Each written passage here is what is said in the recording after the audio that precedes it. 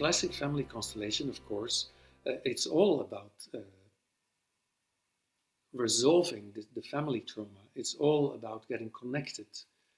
And so I found that family constellation could address something that was missing in shamanism. But at that time, that's like 25 years ago, family constellation did not include the ancestors. It did not include the mountain. It did not include the river, or, you know what, it was just about the nuclear family, maybe some aunts, maybe some grandparents, and that was it. There was no true awareness of ancestors at that time in classic family constellation. So I thought, like, well, family constellation allows us to deal with disconnectedness in our family system. Shamanism allows us to go out of the smaller system and reunite, reconnect with that what is larger, from which we come. So wouldn't it be interesting to combine the best of both worlds and see how we can bring elements of the two together? And that's what I tried to do. I was teaching shamanism, and I started bringing in little elements of family constellation. And out of that, over the years, systemic ritual grew. That was a gradual process with a lot of prayer, a lot of trying out. So that took me some years. In many, many shamanic cultures, at least the ones where I was privileged to be a guest, the start is not with the problem, but with an image of the complete, balanced universe. So that can be as simple as a representation of the four elements on the altar. And by their place on the altar, they represent harmony and balance. It can be the four directions. By being placed in the right order with the right colors of that culture, they represent balance and a universe that is in balance. It can be the three worlds, upper world, middle world, lower world.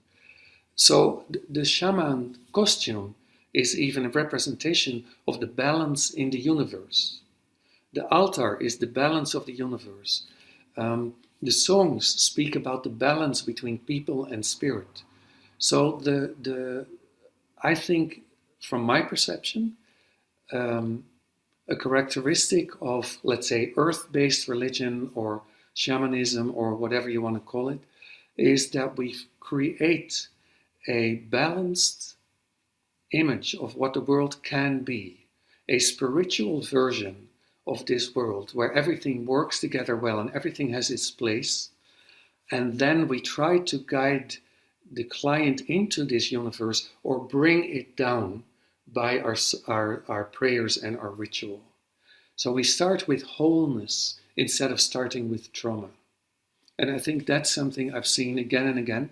And when you recognize this, you will see it in every documentary you see and wherever. So yes, that's, from my perception, a very clear common thing in the various shamanic cultures. Again, always, we have to be very careful when we interpret things from cultures that are not our own. So I'm very, very careful, and whatever I say comes from a limited understanding. But I do recognize with all my teachers a deep need to immerse into the teaching a sense of humor and a sense of lightness. And what I personally really had to learn is the difference between concentration and being severe. Being concentrated, you need absolute concentration with your prayer, with your ritual. But you don't need to be serious all the time. It's two very different things. So I've been like with some of my teachers, and in the height of like a very intense ritual, they would like make a dirty joke and everybody would laugh. And it was necessary to relieve some of the tension, and we could plunge deeper into wherever we had to go. So in that sense, there's absolutely a need for lightness in the shamanic work, because it goes about problems, it goes about life and death. People go only to the shaman or the healer with serious problems, with illness, with stuff. So yes, there is a need for lightness. That is why in many shamanic cultures, after the ritual, people will eat together and drink together and stay together after the work to also to gossip, to tell jokes, to talk to grandmother, to talk to the grandchildren. And it's like a huge social interaction, like a little shared barbecue or something. It's usually very much part of the ritual. You have a little altar that represents for you wholeness and balance. That's the shamanic ritual, in fact, is create the altar, create the image of balance, and then move into it or invite it to come into you, or take a place in your imagination in the center of that and take it from all the directions and become one with it. This is a very simple ritual that everybody could do. But what I do sometimes at home, when I don't feel very good, I take a pebble. I have a nice little basket with pebbles, and I take a stone and I say, little stone, please be so kind and represent that what I need right now. I don't feel so good, I'm nervous, my thoughts are racing, I can't get my heartbeat down, or I'm sad because this or this happened and I don't know how to dry my tears. Or, whatever it is, I speak, I pray, I say, little stone, please be so kind. Represent that what I need most right now, this moment. And then I just sit with that stone and I allow whatever that stone wants to be.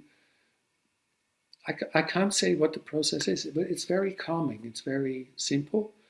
And for me, it works every time. There is some little blessing that comes, some kind of nurturing, some kind of calmness. And I sit some minutes with this stone, and after some minutes, I feel the effect, and then I say, stone, that was lovely. I thank you for your representation. I will wash you now, and whatever you brought into the room, I have it inside me now. Thank you. And thank you for doing this. And then I wash the stone and I put it back in the basket.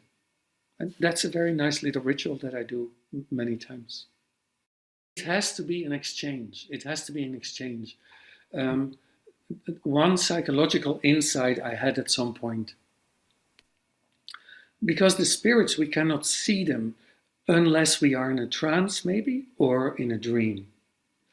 But it's not like, hey, spirit, come, I need you. They won't do that. Not rarely, unless it's an emergency. So the spirits are a little bit evasive, right? We cannot just call them and they're there. So they are an ideal projection screen. We project our desires on them, our fears, whatever.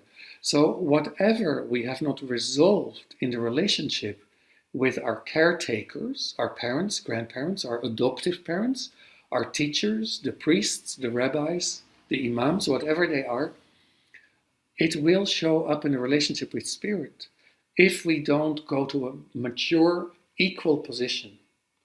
If we make the spirit big and ourselves small, we go back to the role of the child and the caretaker. And everything that is psychologically unresolved will show up in that relationship. But if we take the position of the adult and give the spirit the position of the adult, no longer more or smaller, but this is my part, this is your part, and we work together, then we can be free of that dynamic.